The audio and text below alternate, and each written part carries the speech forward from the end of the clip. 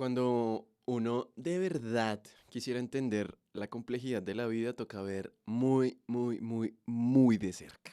Bueno, la primera vez que yo me acerqué a un microscopio fue en el primer semestre de la universidad. Yo estudié biología, fue tal vez la segunda semana de clase y justamente el primer laboratorio era aprender a usar el microscopio.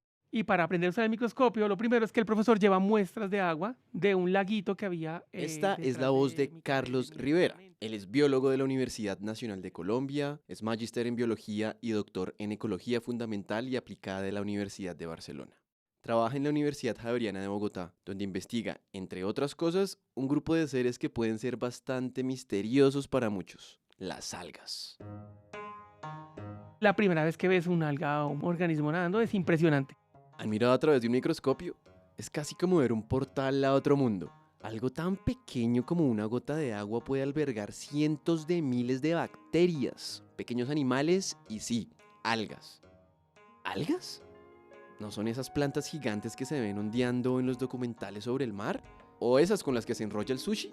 ¿Cómo así que se mueven en el microscopio? Yo soy Efraín Rincón y esto es Shots de Ciencia. En este episodio van a entender qué tienen en común una escena del crimen, el agua que usted se toma, la historia de la Tierra y la calidad del vino. Visitamos a Carlos en su laboratorio para que nos cuente sobre todos estos organismos extraños, su importancia en la naturaleza y las formas inesperadas en las que interactúan con nuestras vidas sin que nos demos cuenta. Jacobo Patiño les cuenta más.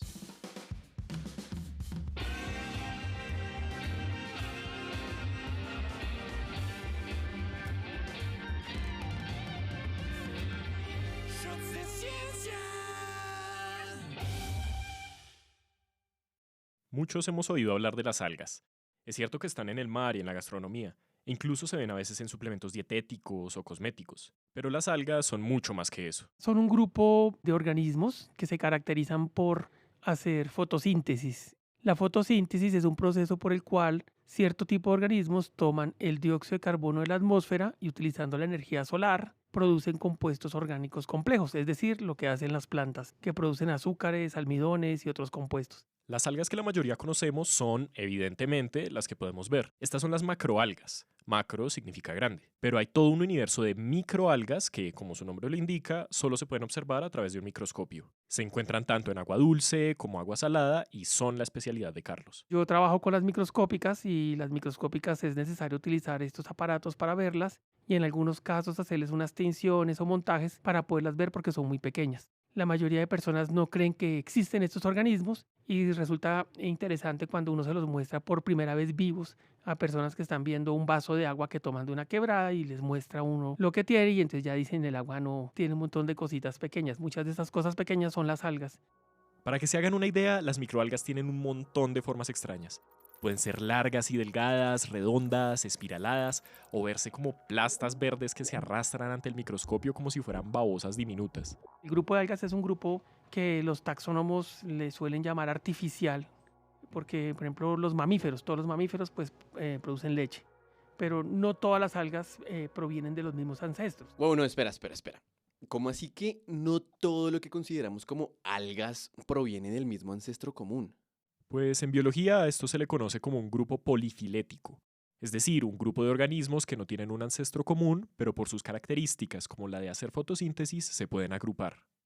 Mejor dicho, no todas las algas son plantas, también hay bacterias y otros organismos que entran en ese grupo. Las algas marinas están más emparentadas con las plantas superiores, que son las que tenemos en la casa, en los jardines, pero las microalgas son un revuelto de muchos organismos que por diferentes vías evolutivas adquirieron la capacidad de hacer fotosíntesis. La mayoría es porque entraron en simbiosis. Un momento, ¿cómo se cree que pudo ser esa simbiosis a la que se refiere Carlos?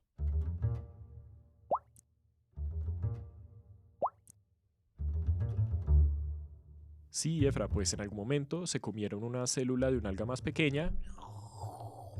Esta se quedó a vivir adentro de ella y entraron en una relación colaborativa y poco a poco fueron adquiriendo esas habilidades. Pero entre las microalgas existe un grupo que genuinamente parece llegado de otro planeta, las diatomeas. Entonces existen unas de estas que curiosamente tienen la capacidad o la característica de que producen una cubierta exterior de sílice. son como pequeños estuches de cristal, como pequeñas cajitas de vidrio, como pequeños cilindros de vidrio que están compuestos de dos fracciones que se pegan y adentro está el organismo. Es difícil describir cómo se ven las diatomeas con solo sonidos. Se parecen un poco a lo que se ve a través de un caleidoscopio. Los patrones geométricos, los fractales. Suena raro, pero es que estas algas se encierran en unas cajas de sílice o vidrio, que ellas mismas producen y que adoptan unas formas preciosas. Según Carlos, estas cajitas pudieron haber evolucionado como una respuesta a la salinidad. La sal deshidrata todas las células. Entonces, los organismos que vivan en ambientes salados deben desarrollar estrategias para no perder agua. Se cree que las diatomeas evolucionaron hace más de 150 millones de años en estanques costeros de agua salada y que se guardaron en estuches de vidrio para preservarse, casi como un encurtido. Pero tener esta especie de caparazones todo el tiempo se vuelve un problema porque limita la comunicación con el mundo exterior. Bueno, ¿y entonces ahí qué? Entonces desarrollaron pequeños orificios, pequeñas areolas, pequeñas ornamentaciones por donde tienen intercambio con el medio exterior. Y por eso tienen esas ornamentaciones tan complejas y... Unas son ovaladas, otras más circulares, otras parecen pirámides o cubos o estrellas. Son como unas joyas que tienen en su interior a un ser diminuto verde que se alimenta de la luz del sol y dióxido de carbono. Ya entenderán las comparaciones con los alienígenas. Claro, pues es que si a uno le describen a un ser que se alimenta del sol, de un gas, pero que no es una planta, que está hecha de vidrio, si se puede decir, y pues que tiene estas formas tan dementes, claro que podría sonar como un alienígena. Sí, pero las diatomeas son muy de aquí. De hecho, están en todos lados. Donde sea que haya agua o haya habido en algún momento, seguramente se encuentran. Y esto significa que juegan unos roles bastante inesperados. Resulta que la pared de sílice que tienen las diatomeas es muy resistente. Y como el sílice es inorgánico, no se descompone como lo hacen los tejidos de las plantas o los animales.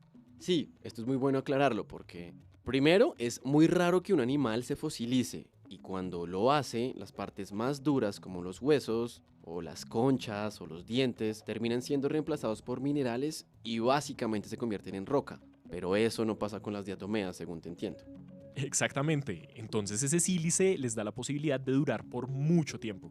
Yo he visto diatomeas con la misma estructura de sílice de 2 a 10 millones de años. O sea, se conserva la estructura de sílice. Entonces, eso en antiguos lagos se acumuló durante miles de años por una combinación de temas climáticos, posiblemente erupciones volcánicas, porque ellas necesitan mucho sílice, y entonces formaron unas masas gigantescas que se conoce como tierra de diatomeas o diatomita. Esta diatomita tiene unas propiedades muy útiles. Yo diría que inesperadas.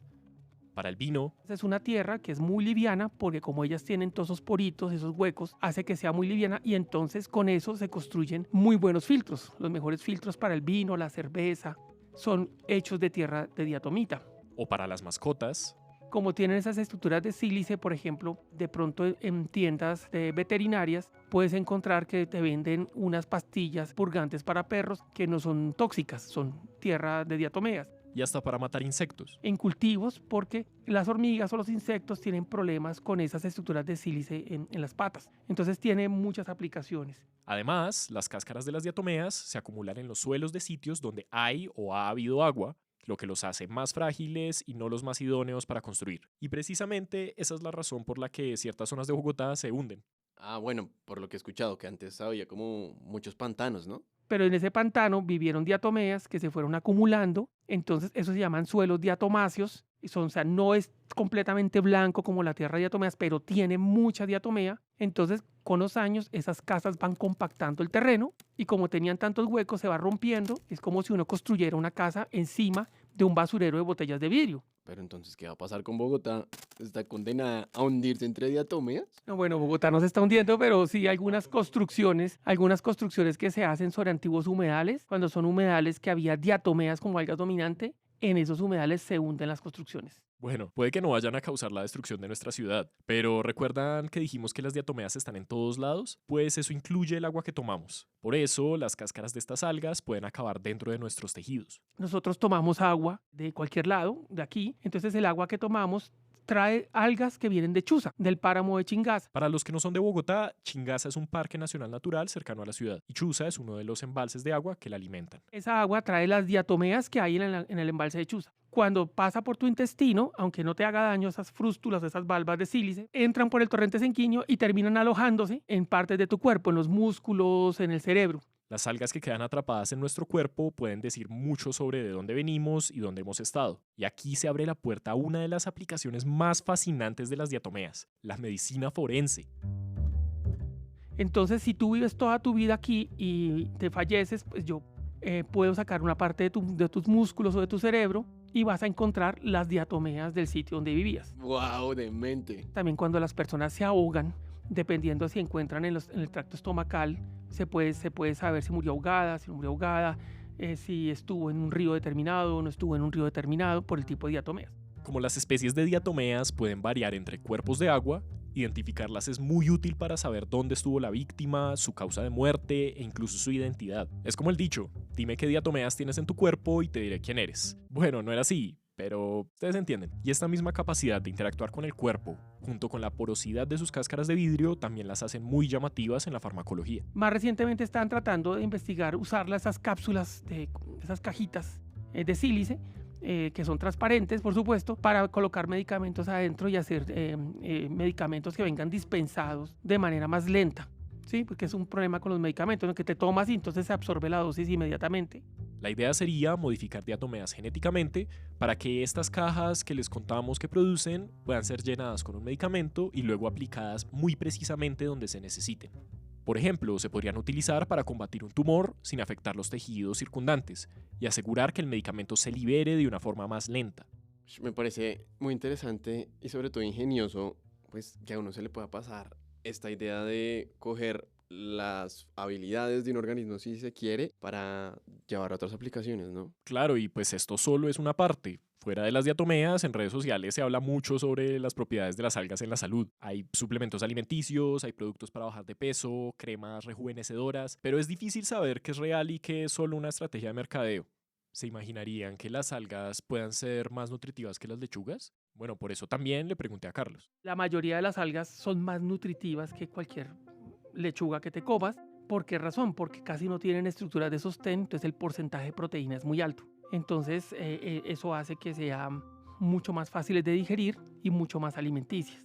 Cuando se habla de estructuras de sostén, se refiere al tronco, tallos y raíces que tienen las plantas grandes, que las protegen y soportan su peso, pero también las hacen difíciles de digerir. Quizás el ejemplo más conocido de este tipo de algas nutritivas es la espirulina, la cual se vende para hacer batidos y suplementos.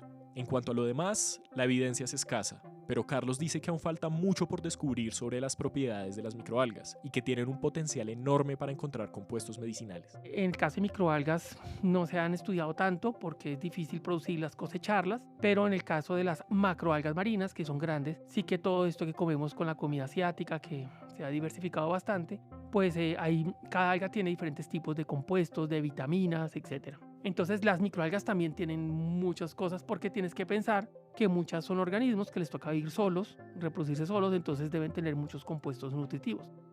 Una pausa y ya volvemos. Aprovecho esta pausa para hacerles un gran anuncio, y es que andamos en campaña y ya casi cierra. Estamos construyendo una comunidad de Shots de Ciencia para seguir haciendo contenido con y para ustedes. Nuevos formatos, espacios de discusión, más invitados e invitadas, en fin, queremos hacer muchísimas cosas, así que considere unirse y hacer parte de este laboratorio. Ayúdenos a mantener este barco a flote. Los detalles los pueden encontrar en patreon.com/shotsdeciencia o en shotsdeciencia.com/donar. Los enlaces de todas maneras los dejaremos en la descripción. De vuelta al episodio. Entonces, hemos conversado sobre los efectos de las algas en nuestra salud y las demás aplicaciones que les podemos encontrar hoy. Pero eso es solo una parte de lo realmente importante que pueden ser las microalgas, pues son una pieza fundamental de los ecosistemas de la Tierra y desde su aparición hace millones de años cambiaron completamente el curso de la vida en este planeta. Ellas fueron las primeras revolucionarias del mundo. Hace 3.500 millones de años, cuando apareció la fotosíntesis, fue por algas. Las primeras algas que hicieron fotosíntesis inyectaron oxígeno a la atmósfera y eso cambió la química de la atmósfera y del mar. Es difícil imaginarlo, pero la Tierra no siempre tuvo una atmósfera rica en oxígeno. Antes de la aparición de las primeras algas, solo existían microorganismos simples que utilizaban químicos como el azufre y el arsénico como fuente de energía. Pero las cianobacterias, que fueron algunas de las primeras algas, desarrollaron la fotosíntesis, que aprovecha la energía del sol y deja como producto de desecho al oxígeno. La proliferación de estas algas, como dice Carlos, fue una auténtica revolución. A lo largo de milenios, la atmósfera se fue llenando de oxígeno, lo que permitió la evolución de formas de vida cada vez más complejas, la colonización de los continentes y eventualmente la diversificación de toda la vida que conocemos en la actualidad. De hecho, y atentos a este dato, aunque se piense que las plantas terrestres son responsables de la mayor parte de la producción de oxígeno en el planeta, las algas producen una cantidad igual o incluso mayor. Entonces el mundo no solo tiene un pulmón, sino dos, los bosques y las aguas. El porcentaje de oxígeno posiblemente más alto lo producen las algas en el mar y son las que viven las microscópicas. Son las que producen más del 50% con seguridad. Hay muchas estimaciones. Yo como soy del lado que quiero a las algas digo que ellas producen más que los árboles de tierra firme. Pero hay los que trabajan con bosques dicen que son los bosques, pero debe ser mitad y mitad. ¿Tú eres más de equipo algas o equipo árbol? Pues yo creo que a mí me gustan más las algas, me hacen más interesantes. Son más como misteriosas. Exacto. Pero bueno, aparte del oxígeno, ellas son la base de la cadena alimenticia de los ecosistemas acuáticos. Le dan de comer a peces, crustáceos y plancton, que luego son comidos por organismos más grandes, luego por otros y así sucesivamente. Y como han acompañado a la vida casi desde sus inicios, son muy útiles para saber cómo funcionaban los ecosistemas del pasado. ¿Y tienes un ejemplo? Sí, de hecho en una investigación que los llevó hasta Tanzania, África, Carlos junto a otros investigadores encontraron algo fascinante sobre cómo vivían los antiguos parientes de la especie humana, estudiando los fósiles de algas que vivieron hace millones de años. He tenido la oportunidad de colaborar en varias publicaciones con personas que trabajan en Tanzania en la garganta de Olduvai, que bueno, actualmente le dicen Oldupai, que es el nombre original. Esto queda en el norte de Tanzania. Oldupai es el nombre de una planta que crece en una zona árida de Tanzania y hay un valle que ha sido erodado por una quebrada y por eso se llama la garganta. Y es sin duda uno de los sitios más interesantes de la evolución humana. Todavía no había Homo sapiens, pero sí que estaban los Australopithecus y los que dieron origen a los Homo sapiens. Entonces, en esta zona es curioso porque es una de las zonas en donde alrededor de 1.85 millones de años atrás fue la mayor diversificación de homínidos. Y la mayoría de geólogos llevaban 30 años investigando por qué había tantos homínidos ahí si lo que encontraban era un lago salado gigantesco. ¿De dónde tomaban el agua dulce? ¿Y cómo era esa agua dulce? Y aunque la primera hipótesis era que los homínidos podrían haber bebido aguas termales provenientes del suelo, al estudiar las especies de diatomeas que habían quedado atrapadas entre las rocas, Carlos pudo llegar a otra conclusión. En el año 2012 comencé a trabajar con un equipo que trabaja en la reconstrucción ambiental de esa zona. Inclusive fui en el 2015 a hacer un muestreo, en el 2017, y a partir de esas muestras entonces logré reconstruir con las algas cómo era el entorno en ese momento. Las formas que habían decían que eran unos ríos, como canales, con muchos lagos cercanos, con muchas plantas acuáticas, y ellos también encontraron restos de plantas acuáticas. Entonces logramos explicar que realmente sí había un río de agua dulce y estos homínidos vivían alrededor de este río de agua dulce. Entonces esto, claro, uno puede reconstruir cómo era un ambiente hace 2 millones de años usando las algas. Probablemente el acceso a agua dulce facilitó la supervivencia de estos homínidos, lo que explicaría mejor su diversificación. Y esto solo se pudo saber por los fósiles de las algas. Increíble, ¿no? Total. Sí, es armar un rompecabezas. Puede ser que no importe a mucha gente, pero cuando uno arma su rompecabezas uno es feliz. ¿Sí? Tal cual. Entonces sí, claro, tú haces un aporte. En ese momento yo creo que fue un aporte importante porque había mucha discusión de dónde venía el agua dulce, dónde tomaban. Y pues lo que encontramos es que había mucha agua dulce, era todo lo contrario. Ahora, lo que pasa es que en 2 millones de años cambió mucho el ambiente, entonces eso ya no existe hoy en día. Sin las algas no existiría la vida como la conocemos, ni nuestros ecosistemas podrían mantenerse si desaparecieran de repente. Pero esto no significa que siempre sean beneficiosas. Como dice Carlos, las algas son organismos que tienen que valerse por sí mismos y han desarrollado todo tipo de estrategias para defenderse. Una de ellas es producir toxinas que nos pueden hacer daño. Y a este tipo de algas les encantan las aguas ya contaminadas. En lagos y embalses que se adicionan muchos nutrientes por ganadería, escorrentía de aguas, contaminación en general. Entonces, esos nutrientes promueven el crecimiento de unos grupos de algas que pueden producir toxinas. Entonces, ahí en ese caso son malas. O en un acuario que se te pone verde de repente, pues te da un problema, pero el problema es que tú le hiciste algo al acuario para que ellas dominaran. Los residuos que producimos llenan el agua de nutrientes, y las algas pueden reproducirse indefinidamente mientras tengan las condiciones para hacerlo. A esto se le llama floraciones de algas. Puede afectar ríos, embalses y otras fuentes hídricas, lo que significa un peligro para el ser humano y para los ecosistemas. Pero el tema es el cambio en las condiciones ambientales, por ya sea climáticos, que al final depende, ahora el clima depende de nosotros, o sea que sí es nuestra responsabilidad, y en el caso de las aguas, porque tiramos todas nuestras aguas residuales a los ríos, a los lagos y no tenemos unos tratamientos eficientes. Además, las floraciones de algas pueden causar otro fenómeno que acaba siendo terrible para los ecosistemas, la eutrofización. Esta ocurre cuando hay tantas algas que forman una película verde que cubre toda el agua, lo que bloquea la luz y evita que las plantas del fondo hagan fotosíntesis y la llenen de oxígeno. Y esto no solo ocurre en los lagos, también en el mar, como en la cuenca del Mar Caribe. ¿Por qué está pasando? Porque el Magdalena, el Orinoco, el Mississippi traen todas las aguas ricas en nutrientes de todo lo que hacemos esas 200 millones de personas, llega a la cuenca Caribe, que no es muy profunda, y en todas estas zonas esos nutrientes favorecen el crecimiento de microalgas que crecen encima de los corales y los ahogan. Entonces también hay florecimientos en el mar. Pero las algas no son más malas que buenas, o viceversa. Ellas solo son. Su existencia es casi sinónima con la vida en la Tierra. Han estado aquí mucho antes que nosotros y probablemente seguirán estando mucho después de que nos vayamos. Dependiendo de las condiciones, proliferarán descontroladamente. O contaminan el agua, o le dan oxígeno al mundo y convierten la luz del sol y el dióxido de carbono en comida para los ecosistemas. Parafraseando a Carlos, la primera revolución que hubo en este planeta la lideraron las algas. Y no fue una cualquiera. Solo respire profundo y mire a su alrededor. Sin las algas, ni el aire que infla sus pulmones, ni el planeta Tierra como lo conoce, existirían. Gracias por escucharnos. Sara Trejos y yo producimos este episodio. La edición del guión y el audio estuvieron a cargo de Efraín Rincón y de mí. ¿A ustedes qué les pareció? Participen en la conversación a través de las redes sociales. Nos encuentran como @shotsdeciencia. Y si pueden y quieren apoyarnos, pueden entrar a shotsdeciencia.com/donar o suscribirse a nuestro Patreon en patreon.com/shotsdeciencia. También sacamos nuestra primera línea de camisetas que pueden adquirir en shotsdeciencia.com. Están hermosas, no se quede sin la suya. Nos vemos en la próxima.